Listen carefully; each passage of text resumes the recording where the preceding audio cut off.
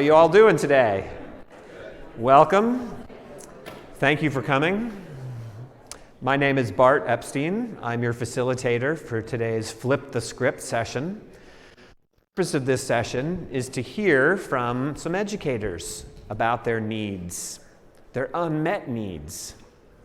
Entrepreneurs, will you please meet their needs with your products? Products don't meet their needs now, might you consider building new products to meet their needs?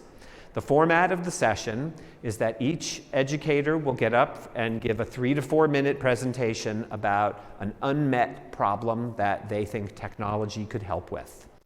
And then after we hear from the 7 of them, structured networking here in the room. Be on the listen. Sorry, I'll switch over here. Please listen for 2 things as people are talking. Number 1, think to yourself, hey, I do that. I can help with that. Or number 2, I don't do that and I don't want to do that, but I know somebody who might. And if you can make a referral to someone, that would be appreciated by all parties. And after the presentations, if you want to come up and have networking and talk about your products and or their needs, they will be very interested to meet you. So with that, let's start with Tim. Is Tim Jenkins in the room? All right, and then let's give a warm welcome to Camille Hibbler, who is here.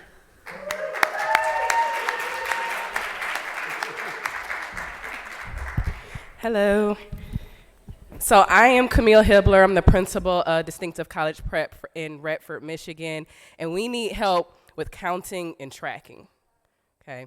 So right now we're focused on delivering 5 positive comments to every 1 redirect, and right now we're using masking tape and tracking on our leg with tally marks. Wouldn't it be great if we had something we can just click and we could see it being tracked instead of marking up masking tape on our legs? We also want to be sure that all students participate, so we're using popsicle sticks. But wouldn't it be great if we had something in real time that could monitor that with parents and administrators? And then also, we have 120 minutes in our literacy block. Within that 120 minutes, we have 20 minutes of small group time, 15 minutes of center time. So we have all these things within the literacy block, and we always find that our teachers are not having enough time to get everything done. Wouldn't it be great if we had something that could be displayed on the board that can inform the teachers of where they are within their literacy block, as well as the students? It would just be great if we could have some sort of a platform that we could use to visibly see what the students and teachers are working on. So we need help with tracking and counting. Can you help me? Thank you.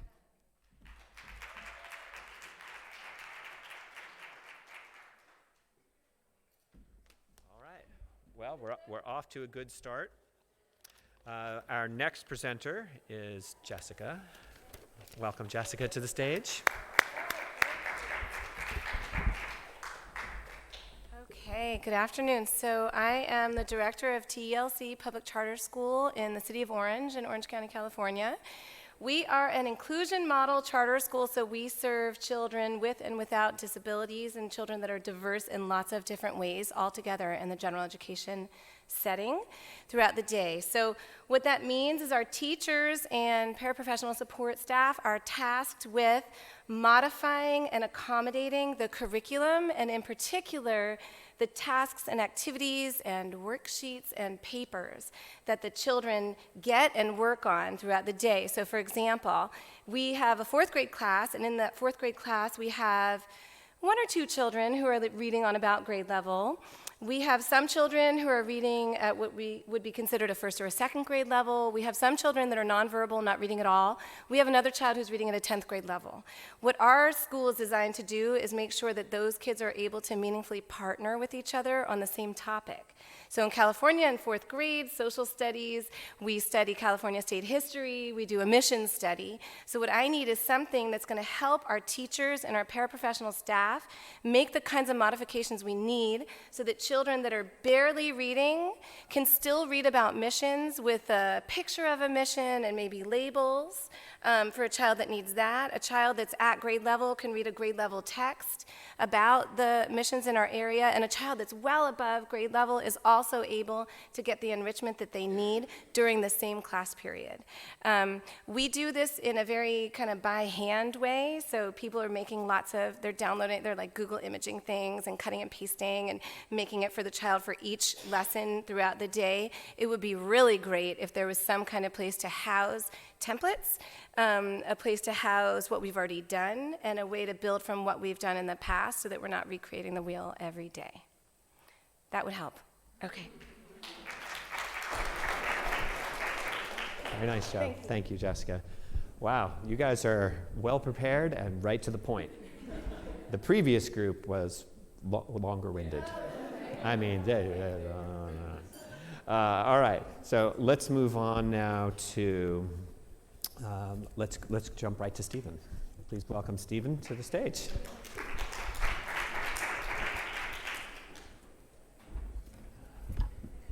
Hello, everybody.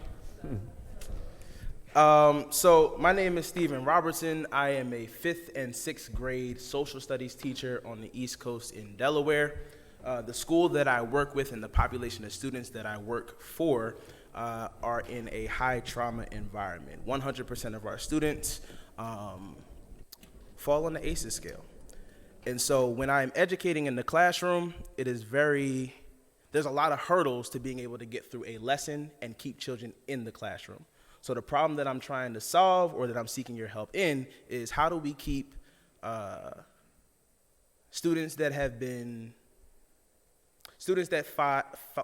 fall above 5 on the ASU scale in the classroom longer, right? Not treating their issues as problems, but how do we solve them? And so one of the things that I'm looking for is an application that teachers can use that they can interact with while still having to interact with the child at the same time. So maybe it's something that they can wear on their arm, or it's an application on a tablet of some sort where they can hit a button, like this child is having this problem, and something comes up for the child that they can interact with. In one of the previous sessions, someone mentioned that it could be like an Alexa for social emotional learning. So my entire goal is to figure out a way in which we can keep children that are highly traumatized in the classroom longer, able to learn and spending less time with climate and culture teams, so that they are taking full advantage of education and taking full advantage of what life has to offer them in the future. Thank you. Stephen? All right, next let's give a warm welcome to Kevin.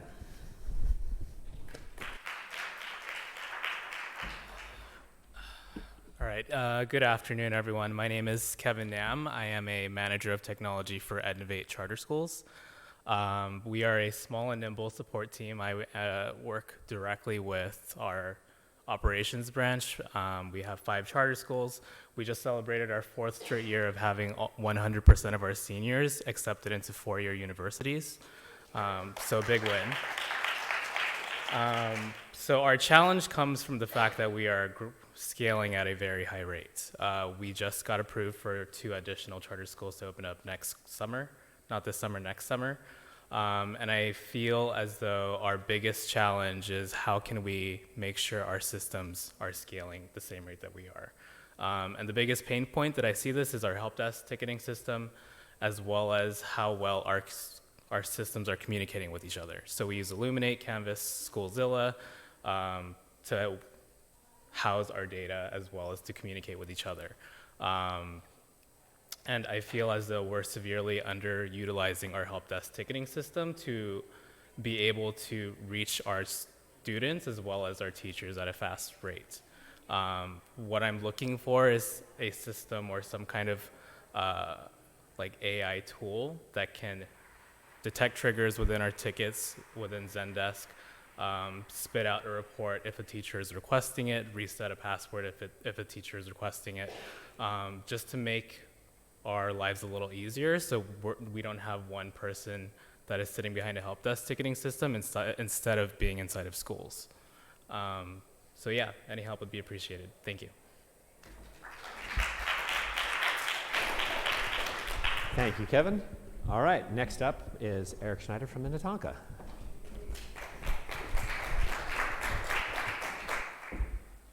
All right, good to see everybody. Any Final Four basketball fans? Game's going to start in a few minutes. There we go.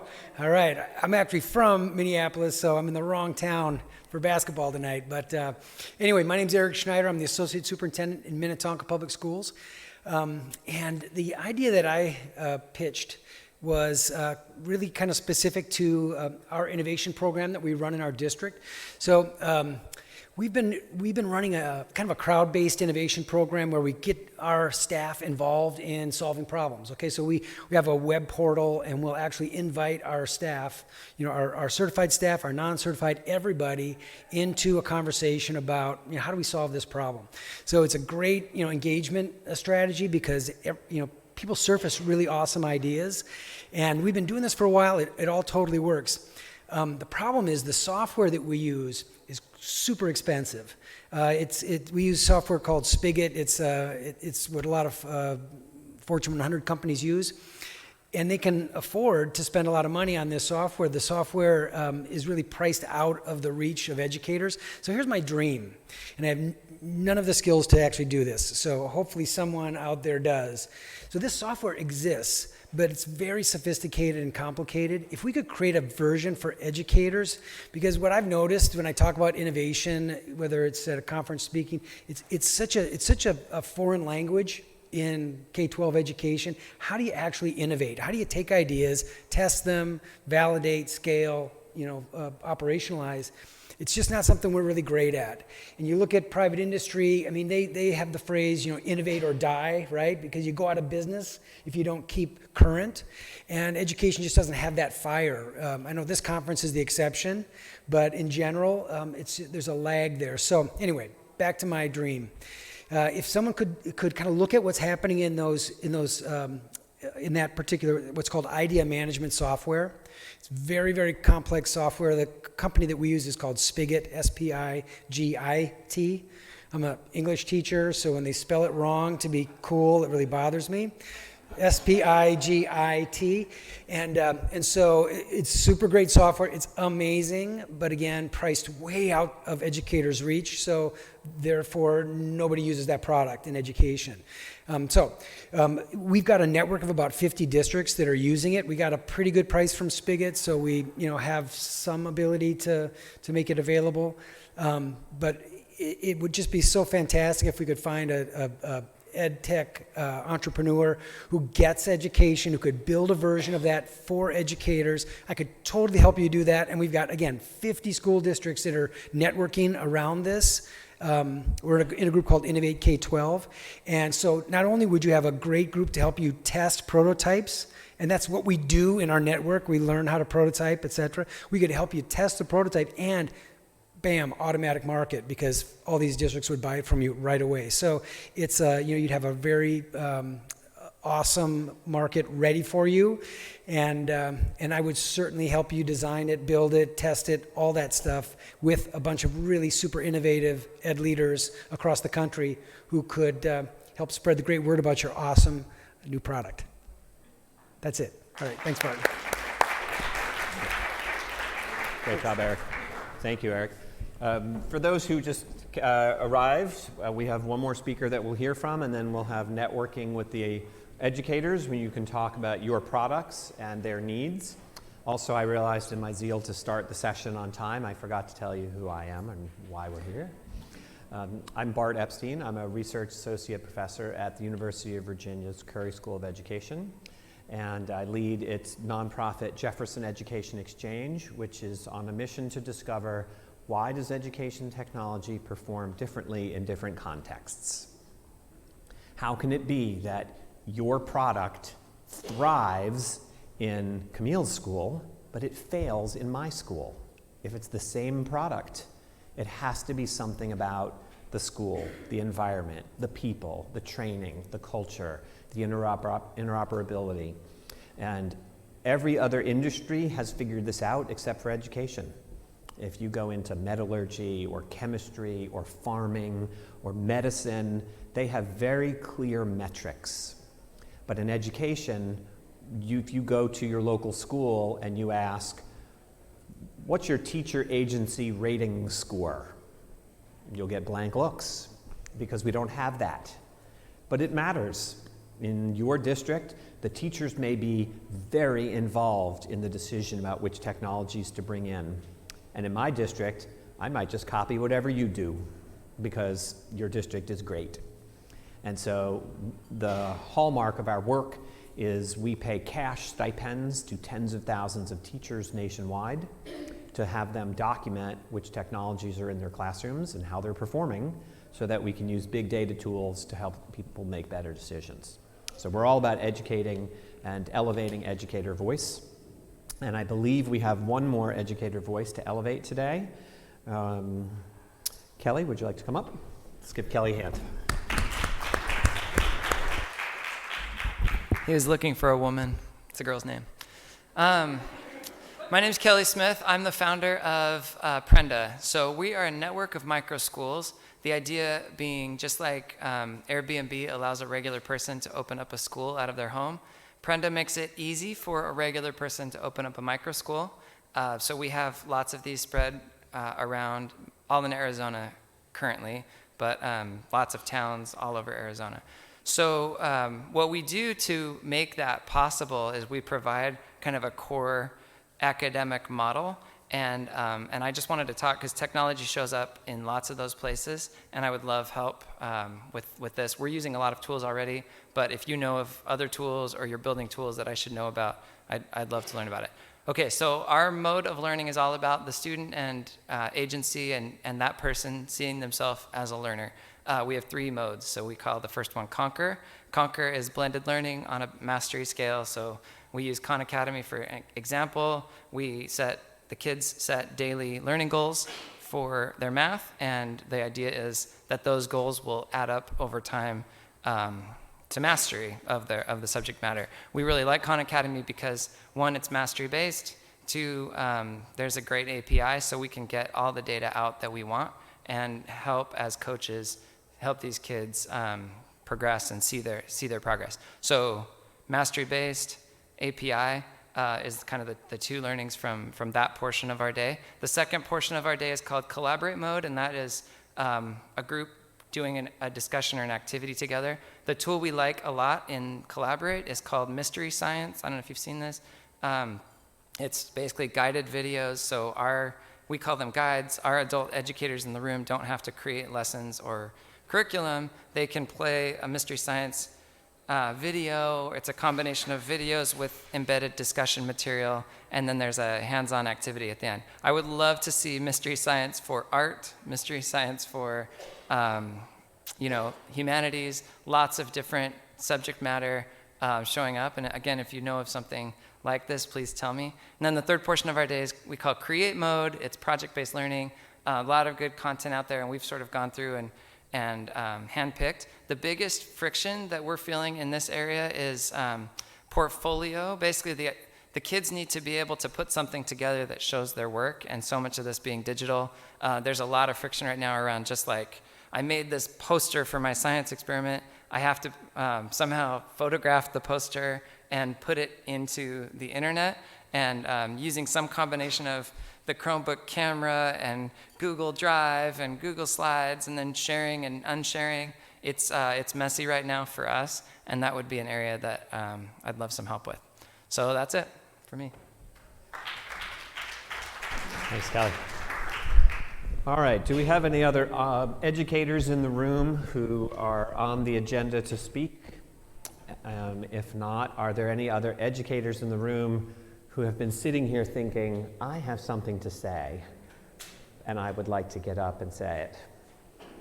If not, we will move into the networking portion where I'll ask the educators to come up front, and you guys can mill around and talk about each other. And let's give the educators one more round of applause. Thank you.